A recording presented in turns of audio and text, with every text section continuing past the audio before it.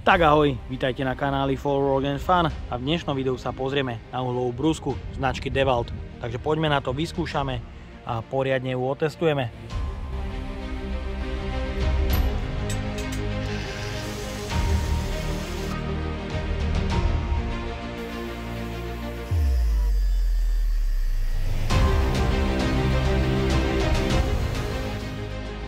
Základným vybavením každého hobby a profi majstra je určite obľúbená uhlová brúska, či už na batérie alebo sieťová. Ja tu do dnešnej recenzie mám pripravenú sieťovú uhlovú brúsku značky DeWalt s modelovým označením DVE 4117, ktorá má príkon motora 950 W, je určená pre kotúče 125 mm a má 12 000 otáčok na prázdno. Predáva sa za veľmi nízku a lákavú cenu od 50 do 60 eur a každý zo značkových výrobcov ponúka v cene 50 až 60 eur. Takéto riešenie pre lacné a výkonné rezanie alebo brúsenie. Takže poďme na to, odbalíme si ju. Predáva sa v kartonovom prevedení. V balení nájdeme záručný list, ktorý vám predajca vyplní pri predaji. Je tu brožúrka, na ktorej zistíte, že po registrácii máte až 3-ročnú záruku. A je tu samozrejme užívateľský manuál. Balenie je samozrejme v demonte. Máme tu ochranný kryt kotúča pre kotúče 125 mm a nemá beznástrojové polohovanie ochranného krytu. Je tu plastová pomocná rukoveď s kovovým závitom. Balenie je jeden imbusový kľúč veľkosti 6 a je tu samotná uhlová brúska.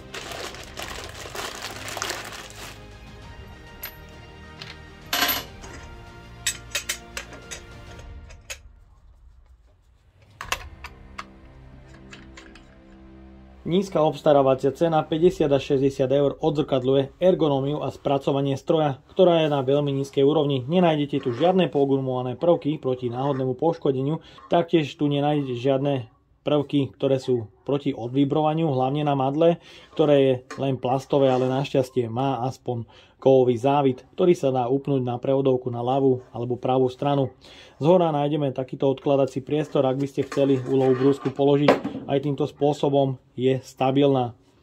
Je tu tlačítko pre zablokovanie kotúča pri výmene, ochranný kryt, ktorý je možné polohovať na niekoľko poloh, ale nie beznástrojovo, potrebujete k tomu skrutkovač a samozrejme tu máme maticu so závitom M14.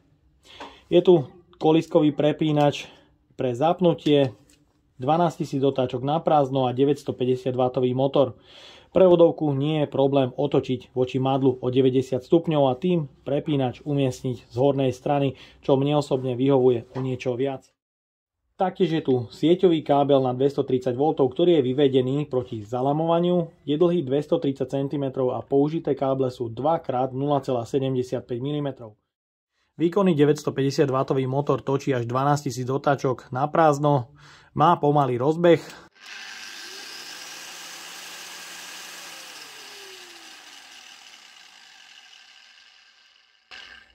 A taktiež je tu veľmi pomalé zastavenie bez dobrzdenia.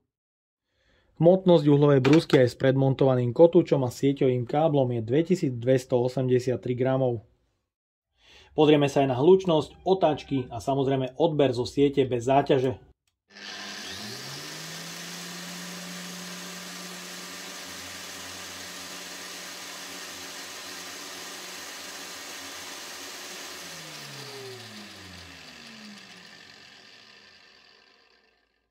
Otáčky bez záťaže na prázdno maximum 10 850, hlučnosť nad 100 dB a odber zo siete do 500 W. Pozrieme sa aj na vibrácie a stabilitu pri uložení na prevodovku.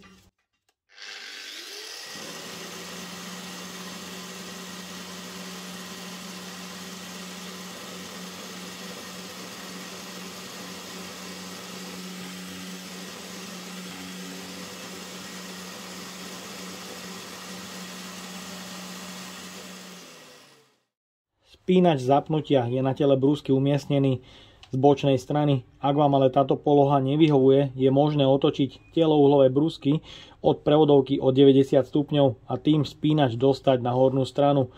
Každé z týchto umiestnení má svoju výhodu a umiestnenie spínača z bočnej strany je určite lepšie ergonomicky pri rezaní a ak je spínač z hornej strany, je to určite lepšie ergonomicky pre brúsenie.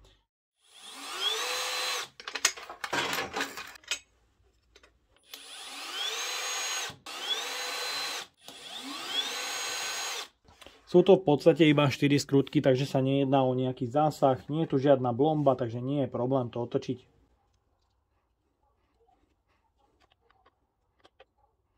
Vo vnútri nájdeme kovový prevod. Je tu pevné ložisko, v ktorom je osadený motor a samozrejme je tu prevod. Samozrejme čierna vazelína pre čo najlepšie mazanie.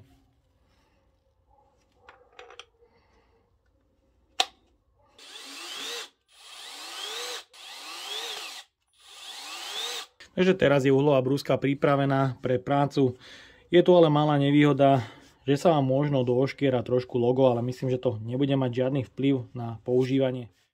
A začíname rezaním kotúčom 125x1 mm značky 3M Cubitron 2, ktorý má veľmi vynikajúcu reznú rýchlosť aj pri uhlových brúskach na batérii a som zvedavý, čo dokáže na 230V deváltke. Začíname rezaním tenkého sádrokartonárskeho profilu.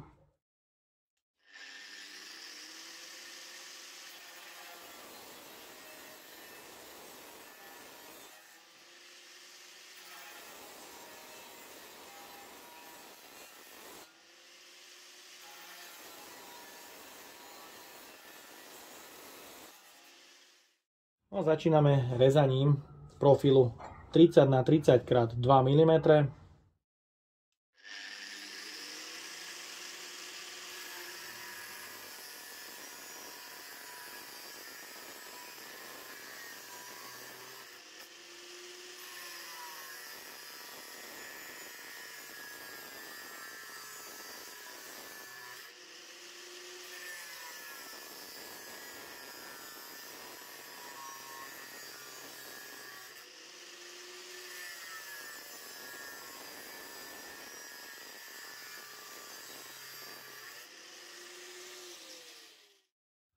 Ďalej pokračujeme profilom 40x40x3 mm.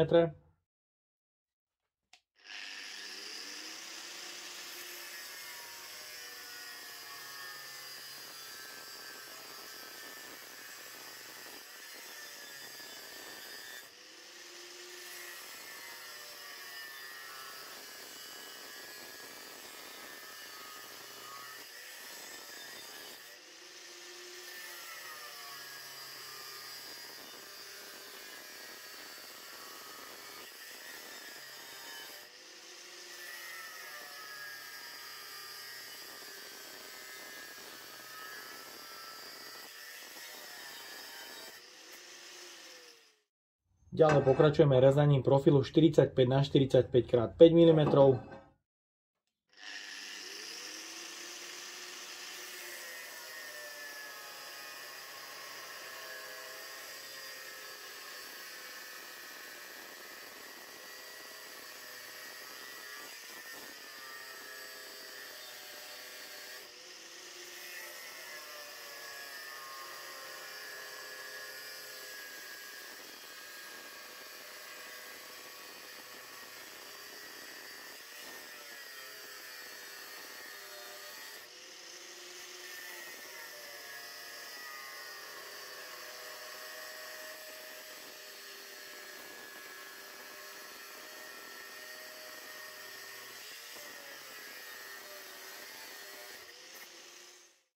A vyskúšame odrezať aj takýto extrém o priemere 26 mm.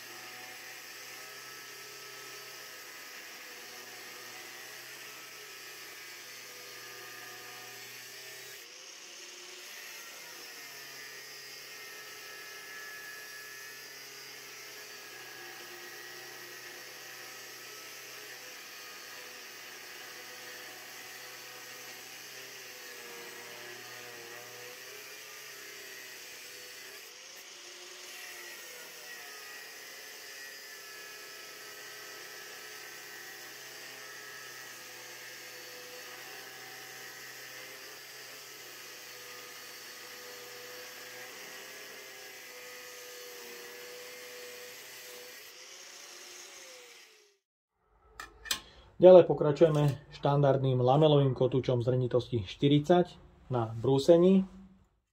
Začíname teda lamelovým kotúčom zrnitosti 40 na obrúsení bežného zvaru.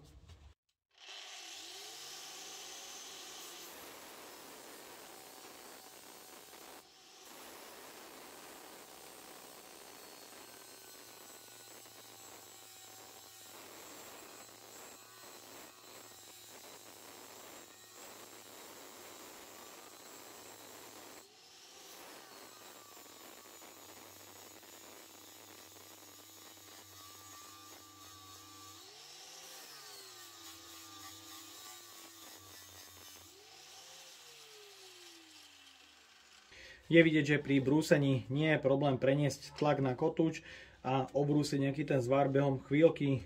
Brúska jednoducho vládze a je to cítiť, že je to sieťový stroj. Teraz vyskúšame pri brúsení extrémny prítlak.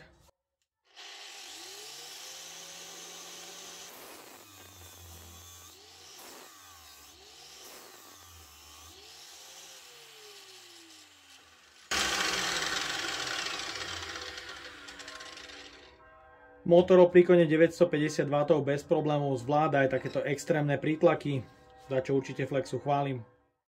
No a do úlovej brúsky je samozrejme možné upnúť unášač pre fíbrové kotúče, ktorý má oveľa nižší odpor pri brúsení ako štandardné lameláky.